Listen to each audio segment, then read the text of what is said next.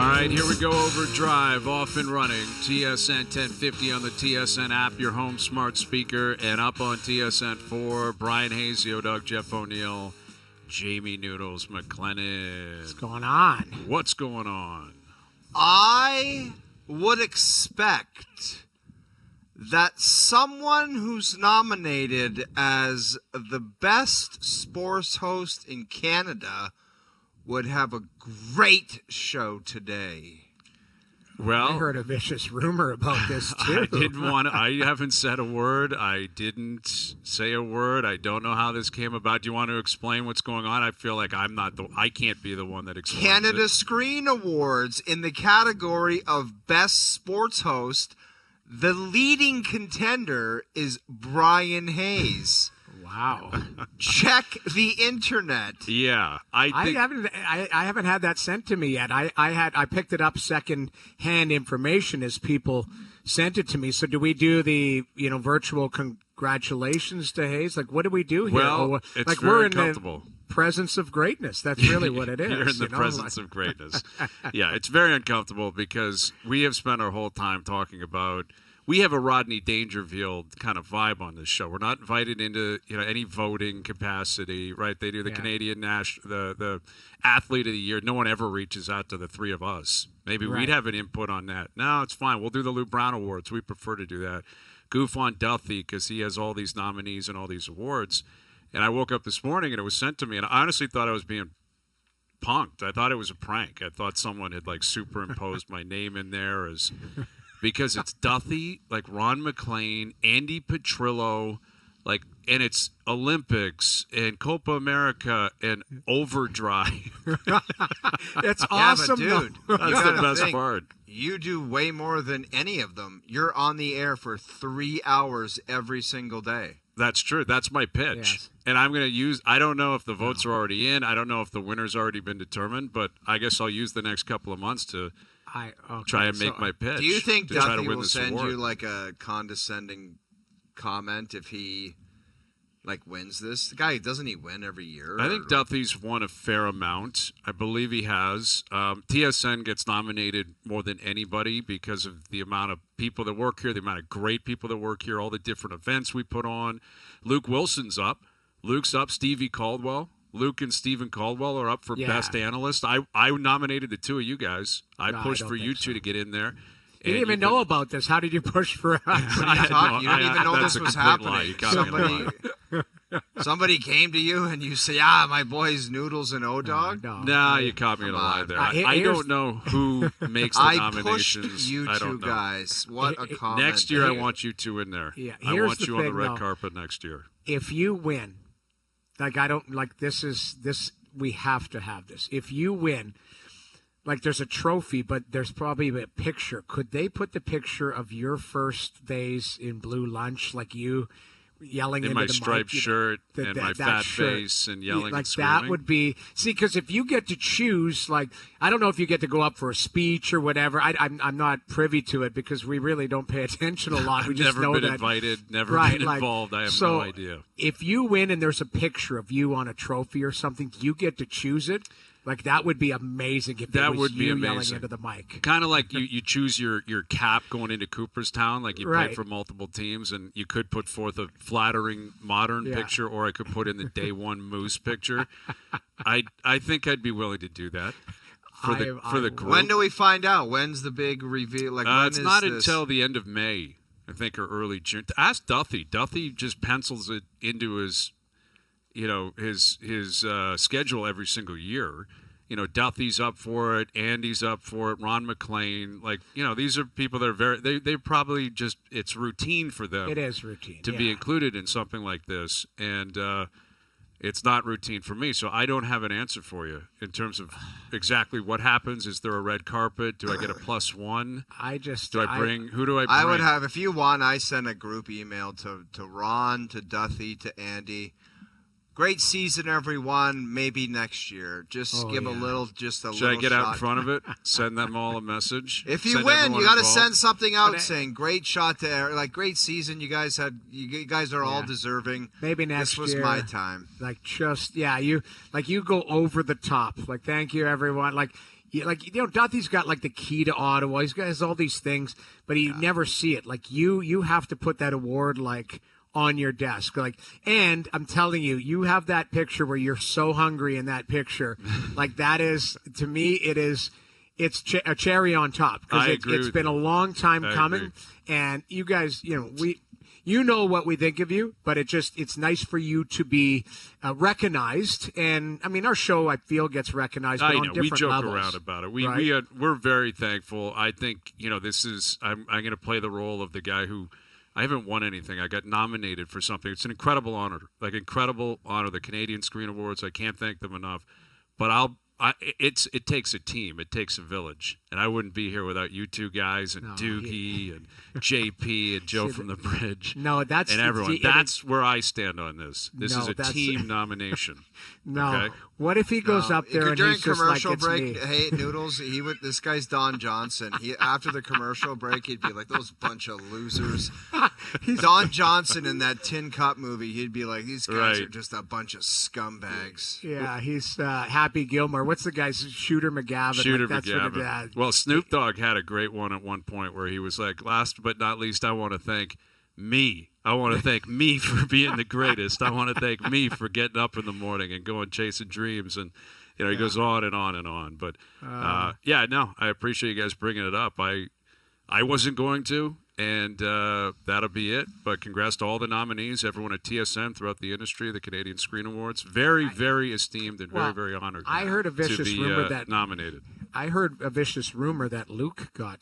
He did. That's what I was saying. Luke Wilson's up there. Stephen Caldwell's up there. Like Lukey for doing his thing during the NFL season. Stephen Caldwell at Copa America and everything else he does.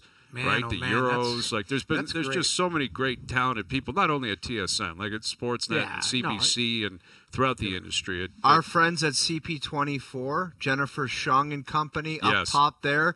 They're up there for best morning Brilliance show. in the They're morning. amazing. My guy Sam Cicerello for the Women's World. Sammy crushes Don it. Landis for the Women's World. John Hines for the Grey Cup. Yes. I mean, honestly, there's so many, and we could list them all. But to be honest, selfishly, I'm like, Hazy Boy's in there. Like OverDrive. It's a team nomination. Right? Wow, it's a team nomination, and that's precisely what I intend. Let me ask you guys this, following up on all this great stuff. How far away do you think the Philadelphia Flyers are to being up for any type of Man, they look like they're tanking for Gavin McKenna next year.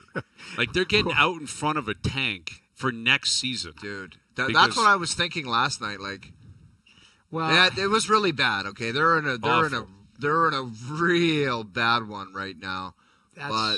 Like for some of their good players, like Konechny, Tippett, Sanheim, like what are they going to be next year? Hard.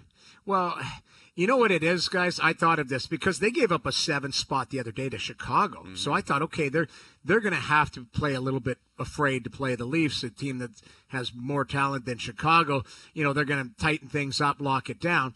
And in watching the game and going back, like, listen, everybody has off nights.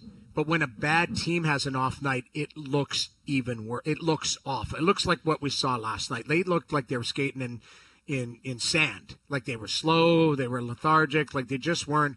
And the Leafs were like, okay, you're going to give us this breakaway, we'll take it. You're going to give us a wrist shot from the slot, we'll take it. Like it was just like everywhere you turn, I'm watching the game, I'm like, another goal, and I'm thinking, incredible. Okay. Like it was like an all-star vibe, only the Leafs didn't get that memo because to their credit, they showed up and said, we're winning this game, and we're gonna put a beating on this team if we have to. And they're going in one direction. The Flyers are clearly going in a different direction. But like Nylander gets on the board for 2. That's his 3rd straight 40-goal season, which is an incredible accomplishment, man. Because you and Ray have always said, like, you each scored 40. That didn't mean you were a 40-goal scorer. It meant do it 3 times you are. Yeah, exactly. You do it 3 times in a row. That's what he established last night. He's a 40-goal scorer. He's not a 30-goal scorer anymore. He's a 40-goal scorer, and like that is substantial, man. And he's 2nd in the league in goals, and he's going to likely hit 45 plus. And credit to him because the guy, it's generally about Matthews and Marner and what are these guys going to look like and how can we make them comfortable and how can we make them pop. And listen, Willie's not playing with scrubs. Like John Tavares was really good last night. I know, He's been really good but there's been a career. lot of nights where it's like, Mitchie, you go play with Austin, and Willie, you go play with Holmberg, and Tavares has had some ups. Sometimes he's just out there with third liners, and he just doesn't say one word about it. He just goes out there and plays. Keeps going, man. Yeah. And he said after the game, "I'm doing what I'm supposed to do. This is what I get paid to do." Like he gets paid a lot of money. He knows it. Like he's the son of a professional athlete too, which he's always had that vibe. Like you show up, you work. It's always been his reputation. Get there first, leave last, put in work, have an effort, show up, produce. If you don't, people are going to jump on you. And, Willie has fought through all of that noise and has established himself as, an all-time great Leaf. Like that's, again, we go through these different layers of these conversations. Is Matthews the greatest Maple Leaf of all time? Is Marner going to be considered this or that? Like that's what Willie is. Like you talk about the all-time great Maple Leafs. William Nylander has already established he's one of them. Like it's subjective. You can maybe he's 4th, maybe he's 9th, maybe he's 12th. Is he 15th? He's not 30th. He's not that. Like this guy is a rock star, and he has been for years. And he's no different than the other guys. He's got to do it more in the playoffs. But generally speaking, he has produced come playoff time. And he shows up in the biggest games come playoff time. And that has to continue, and that's what's going to allow them to go further up the list. And same with Matthews and Marner. They got to have the playoff success. But if you marry that with what these guys do during the regular season, it's just been an incredible ride. It's been a turnaround for me too, just watching him play. Dude, do you remember back in the day where there was William Nylander to Carolina for Brett Pesce and Toronto people wanting to do it? Like, that was out there. They're like, they got to trade one of these young guys for a defenseman, and Pesce's name was out there, and people were pushing forward. I'm talking basically Twitter trolls and people that listen to us, which, no offense, Hayes, with your award and everything, it just can't be trusted. Like, people were saying, nomination, whatever it is. You're going to win, buddy. You're going to win. Thank you.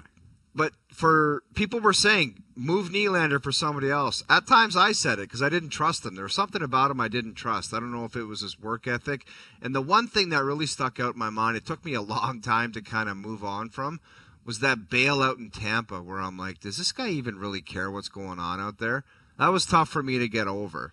Like, to hear Eddie Olczyk, someone that was not close to the Leafs every day, say, I wouldn't even put him back on the ice the rest of this game, probably the series. Like, that was a tough moment. Well, but he's had a turnaround, and it's like he's a grown-ass man now. You see him. I think he takes everything very seriously. Every day, Mark Masters talks about how this guy works at his game. He's out there early, and people must think, oh, that's what he's paid to do. Some guys just show up and practice and leave. That's what they do. But this guy wants to get better every day. Loves the game. Works at it. Well, it's awesome. It's good to see. Yeah, it's great to see. It is. But in defense of all of that, when we talked about Willie being to this or Mitch to here, it was because we've gone through 9 years of them not having success in the playoffs. So, or like team, any other team would change that course. Somebody would have to go. And the Leafs haven't. So you've watched this guy grow up before our eyes. For a while there, 3 or 4 years, he was a 60-point guy. Now he's a 90-point guy or whatever you want to call it. He's a 40-goal scorer. Like, he's developed and reached his, I wouldn't say ceiling, but this is what he is. He's a hell of a player, a good goal scorer, heavy on his stick, like that type of stuff. So you can focus on what he's not, or you can focus on what he is. And no player is perfect. So, I think that's what you've come to the conclusion of when you think of William Nylander is, this is what he is, and celebrate that instead of going, geez, there was a bailout here, and boy, he's not super physical. Like, that's what the player is, but that he's a hell of a player. Yeah, and streamline it and do it really well. Right. And elevate. You got to elevate come playoff time. He's no different. I but agree. Also why he's out of that conversation now is, he signed. He committed. They locked him down 8 years. So Willie's not going anywhere, and Matthews isn't going anywhere. And that's why, you circle back to if there's going to be change to the core, that's why Marner's here. And Marner's, the primary suspect of that conversation, so to speak, because he doesn't have the term left on his deal, where the other two guys do. Where if they were all coming up this summer, I think they'd all be in a position where you could say, you got to perform. You got to show up in the playoffs, or maybe we will look at you differently or have a different viewpoint of your future here. But that ship has sailed for Willie. I mean, he's got a full no move, full no trade. He's pulling his weight. He signed his deal. He has not dipped. If anything, he's improved. And he hit 40 last night. Again, Tavares had a 4-point night. He had 2 goals. Big game. That whole line was really good. And now they head to California. And we'll start looking ahead to that trip a little bit later this afternoon. Darren Dreger coming up today. Role play level of concern. But the Blue Jays are back in town. First time they've had a homestand to start the season in years because of all the renovations and everything that's been going on. And they got Baltimore for 4. Starting tomorrow, the GM, Ross Atkins, will join us on Vladimir Guerrero Jr. and his situation, Max Scherzer and his thumb. Did they make enough improvements over the offseason to gain enough wins to get into the playoffs this year? That and more still to come. Also, we'll ask him, is he fluid in Spanish? Because he was dropping Spanish earlier today in his presser down at the Rogers Center. Like, is he negotiating with Vladdy in Spanish? And if so, is that a dangerous game? Very dangerous. How do you say $1 billion in Spanish? Exactly. We better make sure that Ross knows that. So we'll catch up with Ross Atkins this hour. Overdrive continues. TSN 1050 and on TSN 4. All right, Overdrive continues. Powered by FanDuel, bringing you everything from the opening line to the final score. Some tough news on Alphonso Davies and his agent popping off and directing that pop-off towards Jesse Marsh and the men's national team. We'll get to that a little bit later this hour. But I guess spring is in the air. It's not that warm, but the sun's been out for the most part. But the Jays are at home, and they have a homestand to start the season for the first time in years. It's always they're down in Tampa, or it feels like they're in Baltimore or whatever. And obviously with the renovations, that was a big part of it. But I think it's a good start for the Jays. You got Baltimore for 4, then you got Washington in town. They got a tough month coming up, through March and into April. But they've gotten through the spring. The 26-man roster's up here. Again, they start at home tomorrow. Here's the GM of the club to set the scene for the season. Here's Ross Atkins. How you doing, Ross? Yeah, I'm doing great. Thanks for having me on, guys. Yeah, thank you for doing this. Yeah, it's good to have you back. As I just referenced, you guys haven't started the season at home in a long time. Is this crazy. Is this unique for you now, or what? It's always on the road. It feels good. Yeah, it feels good with the pandemic hitting us 2 years, and then the renovations. It has been a while, so it's a much better transition, and a lot more excitement around opening day when it is at home. Fired up, especially for the first year guys, but yeah, fired up for Bo and Vladdy too, because it's special for them, guys that have been here like Alejandro and Varsh and George and Jose. So it'll be a big day tomorrow. Looking forward to it. Ross, before we get ranting and raving on this show on a daily basis, why don't you give us some expectations this year so we know what we're getting into? Like, what do you think is reasonable for the Jays heading into this season? Yeah, I mean, more raving than ranting, I would say. Okay. I like it. All right.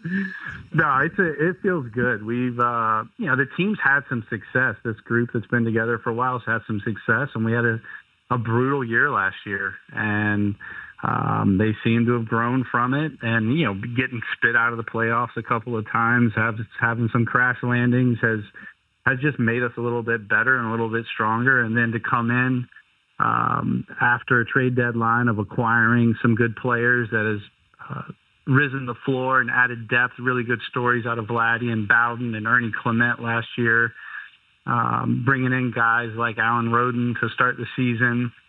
Will Wagner on the roster is exciting. And then, of course, the offseason acquisitions that, our bullpen adds and Anthony Santander, Andres Jimenez, Max Scherzer. Those are really exciting pieces to add to that group. And they've transitioned well. I think there is a difference when guys have some link to their contracts that come in and immediately fit in, and they're thinking about team, they're thinking about winning, and all players always do have that on some part of their windshield, and hopefully it's just taking up more of their windshields, because in our view it takes a little pressure off when you focus on winning and focus on the team. Ross, you talked about length of the contract. You signed Alejandro Kirk to a 5-year extension. Was that the right wheelhouse as far as term and money to fit for both sides, or what was the thought process of locking him up that long? Yeah, I mean, that's what it takes, right? It takes both sides aligning on the value. And when you can find the shared risk is when extensions happen. It's hard to do free agent deals on with extension dialogue, and with Alejandro, it lined up. Well, there's a couple other guys looking for extensions right now, Ross, and I know you're aware of who they would be, and that would be Vladdy and Bichette. And I saw your presser down at the Rogers Center earlier this afternoon, and I heard you speaking Spanish. And are you fluent in Spanish? Like, what's the story there? No, I mean, I grew up in Miami. I played baseball in Venezuela and Spain, and I do speak Spanish, but I don't call myself fluent. I can speak baseball, and I can get by. Probably not going to host a talk show or sell. You got to order drinks in Spanish. Well, he knows Ross. the swear words. He knows the swear words. If you order a drink in Spanish, man, you got some action play in there. I like that play. Big time with Ross Atkins. So, obviously, you're being asked a million times about Vladdy in the future, and nothing's done yet. But I want to ask you about his role in this and the process that he has decided to take in terms of speaking. He's done some interviews. He's gone out of his way, in my opinion, to say, "Don't forget the Yankees. I'll speak with the Yankees next summer." And the Red Sox, and he's on Instagram liking pictures of him in a Red Sox uniform and him in a Yankee uniform. How have you reacted to those actions and to Vladdy, his approach to all of this? Yeah, it's interesting because obviously you would always prefer that things stay, the more private, the better. But I think the world of Vladdy, my interactions with him are very productive. They're very warm. We obviously have feedback for him at times that isn't so warm, whether that be talking about baseball or just how we can be better. But it comes from such a good place. Like, there is no doubt in my mind that Vladdy wants to be a Blue Jay, and that's the most important thing to us. And hopefully we'll be able to line up and share some of that risk with him, as I mentioned about Alejandro. So the word risk, can you give us any more detail to what that means from your standpoint? Like, is that about team building? Is that about budget? Is that the owner? Yeah. Like, what does that mean? There's another year to play. It's different to use free agent values and is just to talk about extension is one aspect of it. And free agency is very different than an extension deal because there's other suitors and there's momentum and there's things you can't account or control for. So trying to line up on objective values is how extensions happen. And sometimes it happens and sometimes it doesn't. So it really just comes down to what the value we think is fair and reasonable and whether or not that lines up. If you're taking on more, then you're taking on too much risk. Absolutely. And could the way you define risk be affected by the way he plays this year? Well, everything matters. Like, everything's information. Performance matters. There's nothing that we're not going to factor into the decision. Okay, with Ross Atkins, and in free agency, you landed Max Scherzer. He's broken camp with you. He's up here. I think he's slated to start the third game of the series against the Orioles.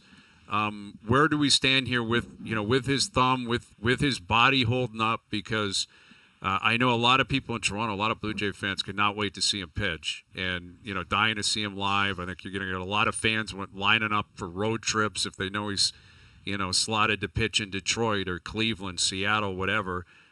Where do things stand with Max, and how confident are you that you can get close to a full season of production out of him?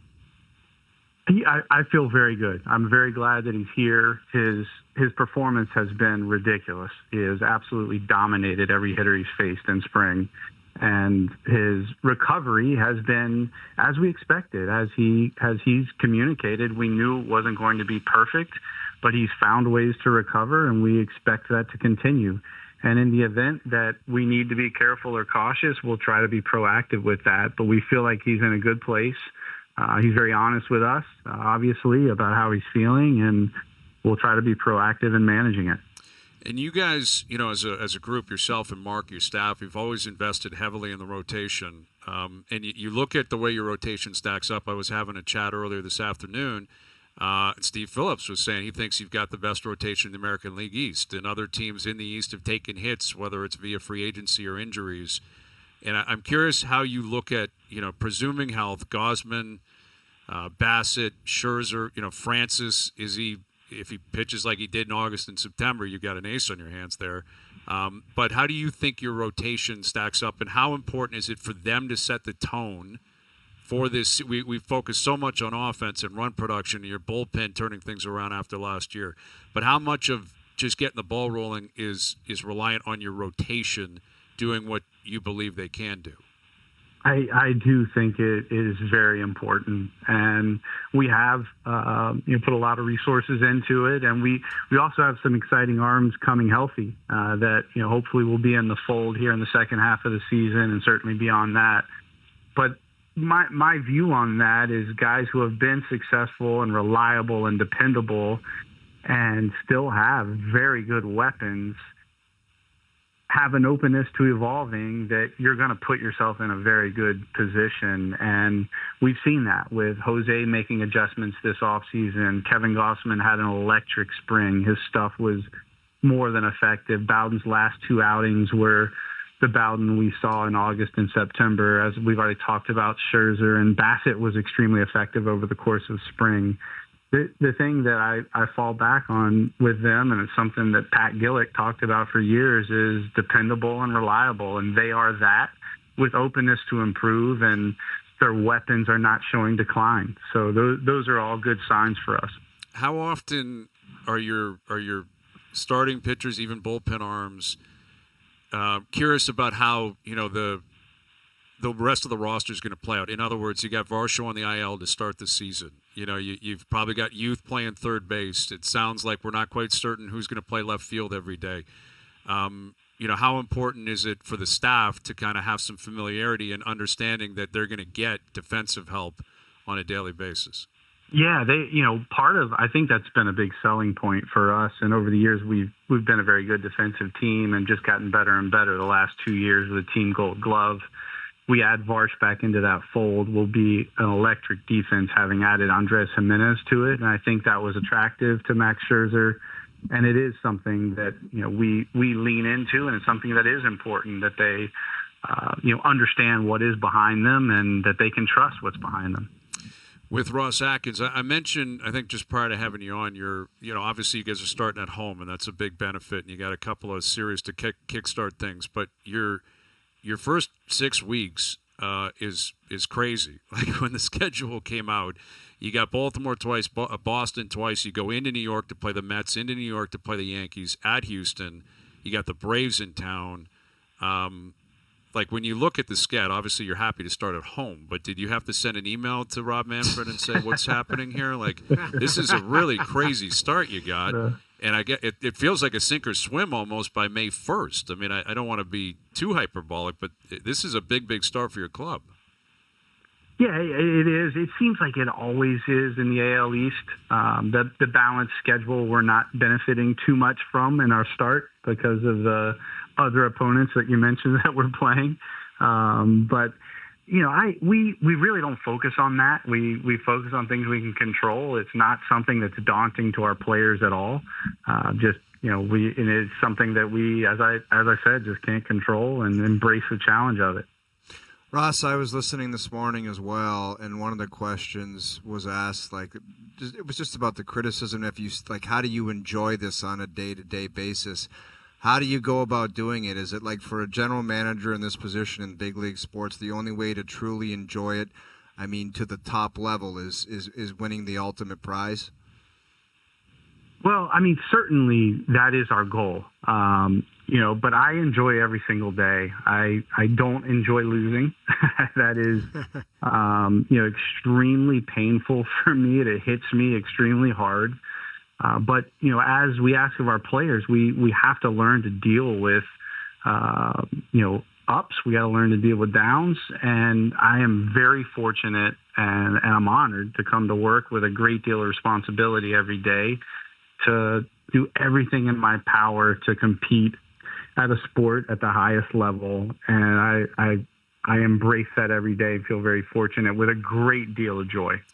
How much comfort do you take in, the familiarity around you that, John Schneider's now into, I think, year 3 here. Mark's been here the whole time. The ownership has not changed. Like, there's been a lot of consistency, and Mark Shapiro has spoken about that he's a believer in consistency. Does that allow you to breathe easier? Does it affect your mentality on a daily basis? How do you respond to that? Yeah, I mean, my heart palpitations are probably at, varying between as high as they could possibly be, or, like breathing easy is not something that, we're extremely driven and extremely competitive, and that comes with pressure and that comes with stress and emotion. But the people around me is exactly what gives me confidence, not necessarily peace and just knowing that things will work out, but it gives me confidence. And working with Pete Walker for every day that I've been here, John Schneider has been here every day that I've been here, just in different roles. And there's a long list that we have a great group. We've added to the group, and our hitting coaches and our pitching staff that supports Pete this year, they've transitioned incredibly well. Having DeMarlo and Donnie Hale, our baseball ops, adding David Bell and James Click to it. There's so much, just bandwidth and power, brain power here that I get better every day. I learn from the group that I'm working with, and I do feel very fortunate. Opening day is it's always a blast. It'll be fun tomorrow. It'll be electric downtown, walking into the park. It'll be a packed house, and it's a marathon from there. So enjoy it, Ross, and we appreciate you doing this today. Thank you. Yeah, thanks, guys. Thanks, Hayes. Thanks for having me on. You got it. There he is, Ross Atkins. Listen, the beauty of opening day is, you can look at the standings. Everyone's in first place. You can look at it like we're all in first place. Dude, everybody's licking their chops with optimism. Yep. For some, it won't take long. I mean, dude, do you remember the year the Whites? Somebody posted a pic of the White Sox, and it said they're out of contention already. They are. Some people think they're worse. I don't know how that's possible. It's not.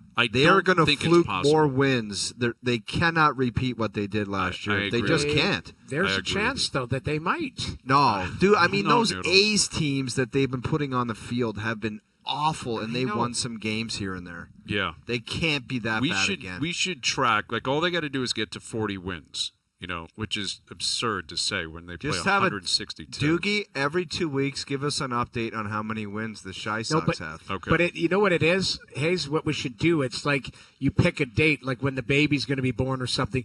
Their 40th win is going to come on which day? That's a good one. We should do that, like a piñata kind of thing. Right, it's like, okay, their 40th win is going to fall on. It feels like May. No, it's August. No, sorry, man. It's going to be August. Close to August. But FanDuel, I guess, did you say 54.5, JP? FanDuel's got their win total of 54.5. I would lean the under on that. So that's July. That's July. That puts them in July. Yeah, maybe late August. July. Maybe into August. But I mean, they're going to be horrible. It's not going to be a fun season, I don't think. And listen, the Jays are. They're a good team. They're in the hunt. They've made improvements. They're a better team today than they were last year. I think they've got to get off to a good start. It's not going to be easy. They got a really tough schedule. But if you're a real deal Holyfield club, then you go out and win games. It doesn't matter who you play. You got to win ball games, and they got to have that. I think they're Bichette, Santander, Guerrero. Those three have got to mash, and their bullpen's got to be way better. These are the things that are just, in my opinion, non-negotiable. That has to happen for them to be competitive. And if it all does, then they can win 88, 89, maybe 90 games, and they'll get in. And if they get into the playoffs, the mood in the city will be completely different come September. That's all it is. That's what we were asking with Ross at the end. Once you win and everything's all good, they make the playoffs, people are going to be happy. Agreed. But if the mood in the city... what worries me is they have a good start, but it's just Vladdy becomes a distraction, good or bad, you know what I mean, until this gets done, until something comes out. We're going to be talking about it. This isn't going to be these guys are under the gun, aren't they, guys? Like Ross Atkins and Mark Shapiro, their contracts are coming to expire, aren't they? They know that. Absolutely. I mean, everything's got it's got to be. I think they got to make the playoffs. Like that would be how I would define it. Like you either make it or you don't. And if you finish with 85 wins, I don't think that's going to be enough to keep the flies off. The fans really being happy. And I mean, the expectations are high, which is strange considering they won 74 games last year. But they did make improvements. In the end, they're a better club on paper. The AL East is a little bit more watered down than past years. Now, I think you'd be foolish to think that means the Yankees are going to finish with 73 wins or something like that. But things have got to break your way, and they're the team that's chasing. The Blue Jays are chasing. They finished 5th in the division last year. And if you're not going to post, it's all about W's in pro sports, and we've talked numerous times on this show how that's the end result that anyone's looking for. But if you're going to go out there and lose some games and just hit dribblers to second base like they did for 2 months to start last season, dude, you better bring some entertainment, man. Yeah. Like, remember that, watching that offense last year for the first two? It was disgusting. Horrible. And runners in scoring position were, their numbers were just horrible. And like the cleanup hitter, which baseball has changed, and the analytics of baseball and how you run out a lineup and all that has changed drastically. But when we were kids, whoever was the cleanup hitter, that was the guy who would mash. Like that guy would mash. That was Cecil Fielder. That was whoever. It was like, put him in the cleanup. This guy goes deep. They had the least amount of, I think, home runs, run production out of that 4-hole over any other team in baseball. Like, it was unbelievable. Like, and it was just like one more cherry on top. And they're aware of that. And listen, Bichette's got to be great, and he's had a great spring. They got to be willing to be performers when they're playing for contracts. All of this kind of stuff has to come together. But we'll see starting tomorrow. So thanks again to Ross for joining us. Darren Dreger coming up in about 25 minutes. Role play level of concern as well. Overdrive continues. TSN 1050 and on the TSN app. All right, Darren Dreger in about 20 minutes. Leafs on the way to California. They're in San Jose playing the Sharks. The Sharks head coach will join us later this afternoon. And the Leafs had themselves a night last night, and now they're sitting atop the Atlantic Division again. Sitting atop the Atlantic Division as we jockey back and forth. Now what's the separator? Because is it regulation wins? It's tied, right? It had been regulation. It used to be ROW, and now I think it's RW. But I think there's also season matchups. Like there's a number of different. Because that, honest to God, guys, like it might come down to the stats. Like if you tie, let's say they end up with both 103 points, whatever it is, right? If Florida and Toronto, like, there has to be separators, right? Well, there is a tiebreaker. It'll be the tiebreaker eventually. If they have the same amount of points, same amount of regulation wins, which they do right now, it will come down to record against each other, I believe. And just go out west and pump everybody and come home and puff your chest out and get grooving. That's how to do it. That's right, because when they come home, Florida's waiting for them, I believe, on the Wednesday night. Their first game back here? Yes. First game back post-California is Florida on the Wednesday night. Their toughest game will be L.A. L.A.'s lost 3 games at home all year. Right. Well, crazy, eh? And they did the Habs and I guess Ottawa a favor last night because J.T. Miller scored early in that game, was up 1-0. And then L.A. ends up winning. Dude, I'm telling you, that L.A. team, I know they've lost to Edmonton. I don't know if they're going down this year. They're not going to be easy to go. Like Edmonton's going to have to battle tooth and nail to take them down. And speaking of those Sens, I know you did the game last night, Noodles. Like just when I said they were in last week. They're still very comfortable though. They got a 5-point buffer. Dude, they are. But if they win that game in Buffalo last night, you're kind of. We create separation, right? Like that's what you need to do is separate. Like you're not separated yet. You're right. You're up. You've got a 5-point buffer, and you do play. I mean, I was telling you earlier, they have we ran this board last night, which actually was pretty cool. You look at season series against the Eastern Conference, and they had to check. They beat every team in the Eastern Conference this year, except for Montreal. They're 0-3, and now Buffalo. They're 0-3, and they haven't played. They haven't played one game against Columbus. They in their next 12 games or 11, they've got Columbus 3 times head to head. So that's your playoffs. Like it is, you've got to win games. Like you can't sit there and go, "Hey, we're up 5 points up," and that. As we just talked about, the Leafs were what? A week ago, and then the week before that. There's lots of ups and downs. You got to win points that you should win. They did everything last night, but win the game. They outchanced them. They did everything, but guess what? Buffalo wins the game. Yeah, like, it's you've got to irrelevant find a way. in the end. Yeah, it's not the win-o-meter or deserve to win-a-meter. Yeah, the deserve. Yeah, the you got to moral close. victories.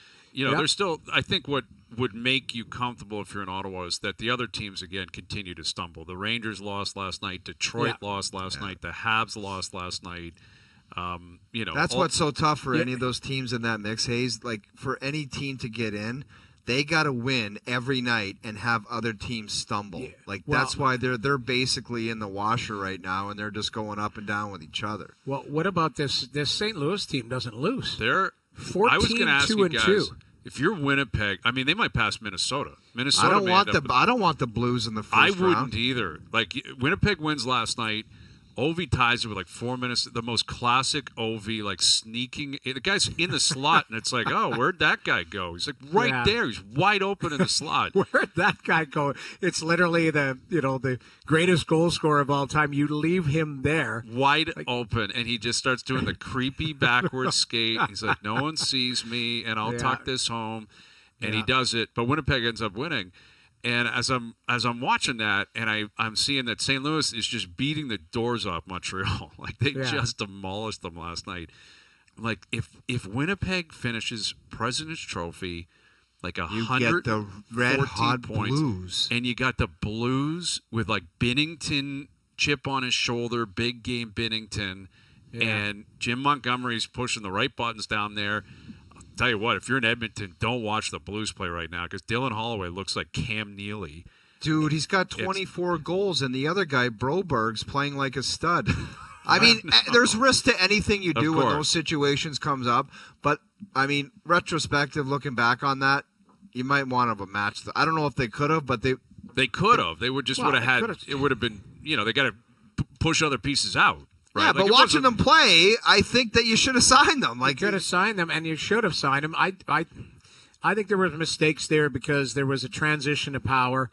I don't think that happens if Ken Holland's the GM. I really don't. Right. That's not a slight on Stan Bowman. It's more about, I think Holland knew these guys, probably tried to get something done, couldn't get it done. Holland kind of gets pushed out there. Bowman comes in. Hey, it's, that's why I think Doug Armstrong snuck in there and said, hey, there's a little transition here. I'm going to try this little thing. And he pulls it off. Those guys are good players and good for Armstrong, good for St. Louis. There is a point though. And I don't know, this doesn't feel like when they won the Cup, they marched from January, but they are in this at some point, they might have a market correction or dip here, too. I would think Calgary's won 4 in a row. They can't make up any ground. Can't catch up, but it is, remarkably, almost eerily similar. Different makeup, but Montgomery comes in. That's Craig Berube, right? Yeah, Berube takes over, and they go red hot. Montgomery shows up. Now, they had some ups and downs when Montgomery first got there. And they're lucky because Vancouver, Calgary's hot now, but, they're not chasing 95, 97 points. That, these second wildcard teams, it's like a race to 87 points. You know what I mean? And that is what is going to be damaging for Calgary, for Vancouver, Montreal, Ottawa, if they put themselves in this position. I don't think they will. If you can't get in and all you needed was 87 points, yeah, it's because that's. Where are you at? That's exactly where are you, and how can you can't ask for that opportunity again because no, it but probably dude, here's reverts another back. Clarity, man. Where are you if the amount of points to get in was 87 and you had 50 or one of the garbage? Yeah, I mean, how far off you were, That's what it is. But then you start to circle games where you go, yeah, I pissed away 2 points there. You gave away a point here on a late goal. That's where you start to look at games and go, coulda, shoulda, all of that type of stuff. But I've been saying all along, like everything's been so jammed up, condensed, like it wasn't going to be a runaway. Like you are going to see lower point totals to get in because all these teams are alike. They're all kind of the same. They all have warts, but then they all have good players. And yeah, is 87? Is that what you believe the number is? I kind of think so. I mean, listen, Montreal's at 75. They got 12 games left. So what's the winning percentage if you do, 650? Let's do 700. They're not going 700 down the stretch, so I don't think. I mean, they haven't played like that all year. Look at their record. They're 536. Yeah, they're winning percentage. 33, 28, 9. I mean, technically, they've left the rink with a loss more than they have with a win. I may not feel uber confident with 12 right now. I might not pounce on that. Like if you go to Marty St. Louis and say, I'll give you 87 points, will you sign it? I'm not sure I would, but I don't think it's going to be much higher than that.